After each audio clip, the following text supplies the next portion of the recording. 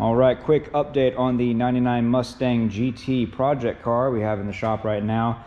For those who do not know, I bought this a couple months ago. It was sitting in this guy's field for like 6 years.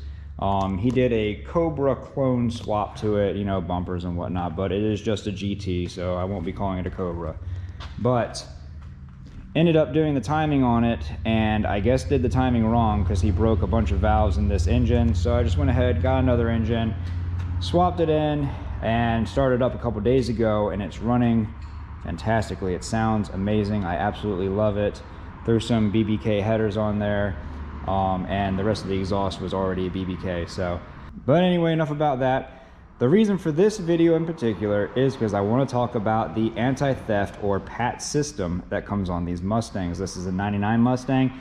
This should be pretty much the same from 94 to 2004, I believe. I'm pretty sure that was pretty much the same chassis. I might be wrong on that, but this video might help somebody out, and that's the reason I want to make this video, is to talk about the PATS system, in particular the PATS with the code 16. So when you turn your key to the on position and your theft's light is flashing rapidly at you, if you give it a minute, it'll turn off and then start flashing a code at you.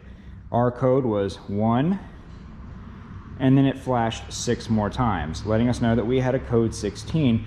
Code 16 indicates that there is an issue between communication from your PCM, which is in your passenger floorboard, to your gauge cluster right there. So they're not able to communicate with each other. So first thing I obviously check whenever I have electrical issues is fuses. This fuse in particular. Right here in slot number 28, you will find the PCM fuse, which is a maxi 30 amp fuse. I checked the fuse, pulled it, everything looked good, put it back, and spent the next 2 days tearing my interior apart, chasing wires, checking grounds, doing everything that I would think would be an issue. Couldn't figure anything out. Pulled this fuse again just to look at it, and right there, the smallest little break you've ever seen in a fuse. Remember your basics when working on electronics.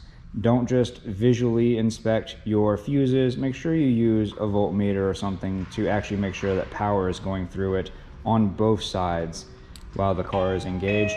And that's pretty much it. Make sure you check that fuse out.